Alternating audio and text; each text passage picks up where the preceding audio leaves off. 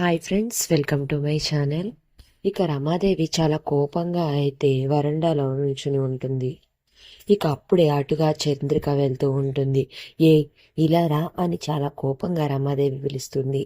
ఏంటమ్మా అని భయపడుతూ చంద్రిక వచ్చి రమాదేవి ముందు నుంచి ఉంటుంది. ఇక అప్పుడే రమాదేవికి కోపం వచ్చి చంద్రిక మెడలో ఉన్న పసుపు తాడిని తీసి చేత్తో పట్టుకొని, ఈ తాడిని మెడలో ఉండడానికి వీల్లేదు, మర్యాదగా తీసే. ఈ తాడిని నేను ఎంతో ఇష్టంగా చేయించుకుని ఆయన చేత నా మెడలో కట్టించుకుందాం అనుకున్నాను, కానీ ఆయన నీ మెడలో కట్టాడు. మర్యాదగా తీస్తావా లేదా అని అయితే చంద్రికని బెదిరిస్తూ ఉంటుంది. వద్దమ్మా వద్దమ్మా అని చంద్రిక అంటూ ఉంటే రమాదేవి వినిపించుకోకుండా తారిని తెంపేయడానికి అయితే గట్టిగా లాగేస్తూ ఉంటుంది. ఇక వద్దమ్మా వద్దమ్మా అని చంద్రిక రమాదేవి నుంచి విడిపించుకోవడానికి ట్రై చేస్తుంది. కానీ రమాదేవి వదలకుండా ఉండేసరికి చంద్రికకి కోపం వచ్చి రమా వదులు అని గట్టిగా అరిచి ఇక రమాదేవిని అయితే తోసేస్తుంది. దాంతో రమ వెళ్ళి సోఫాలో కూర్చోబడిపోతుంది. నీకు ఎంత ధైర్యం ఉంటే నన్నే తోస్తావే అని అయితే రమాదేవి అంటూ ఉంటుంది. నోరు ముయి రమ, సంతోషించు, ఇక్కడే తోశాను. నువ్వు చేసిన పనికి మేడపైకి తీసుకెళ్లి అక్కడి నుంచి తోయలేదు అని చంద్రిక అంటూ ఉంటుంది. నీకు ఎంత ధైర్యం ఉంటే నన్నే ఎదిరించి మాట్లాడతావే అని అయితే రమాదేవి అంటూ ఉంటుంది. నోరు ముయి రమాదేవి, ఏంటి నా తాళిని తెంపాలని చూస్తావా?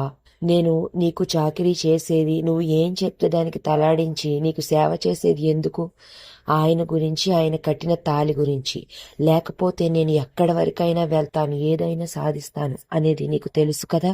నీకు నేను ఎప్పుడో చెప్పాను, నువ్వు ఏదైనా చెయ్యి, నేను సైలెంట్గా ఉంటాను, కానీ ఆయన జోలికి, ఆయన కట్టిన తాళి జోలికి రావద్దని నేను నీకు ఎప్పుడో చెప్పాను. నువ్వే వినకుండా మళ్ళీ మళ్ళీ అదే రిపీట్ చేస్తున్నావు అని చంద్రిక అంటూ ఉంటే, ఏం చేస్తావో చేసుకో, నన్ను ఎదిరించి నువ్వు నిలబడగలవా అని రమాదేవి అంటూ ఉంటుంది. ఇక అప్పుడు చంద్రిక అంటూ ఉంటుంది, ఎదిరించి నిలబడగలను, ఏం చేయగలను, ఎంతకు తెగిస్తానో నీకు తెలియంది కాదు. నీ భాగవతం గురించి నాకు చెప్తున్నావా?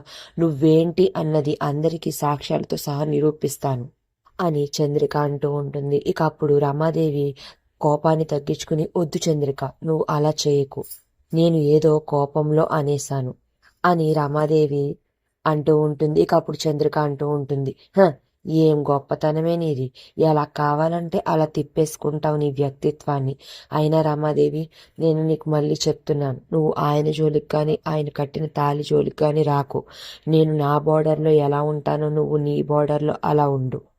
కాదని నువ్వు ఇష్టం వచ్చినట్టు ప్రవర్తిస్తే ఏం చేస్తానో తెలుసు కదా అని చెయ్యి చూపించి చంద్రిక అయితే రమాదేవికి వార్నింగ్ ఇస్తుంది.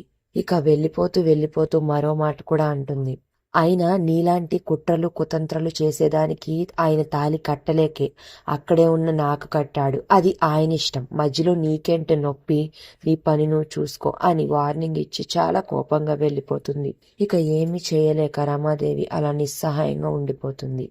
మరి నెక్స్ట్ ఏం జరిగిందో తెలియాలి అంటే ప్లీజ్ సబ్స్క్రైబ్.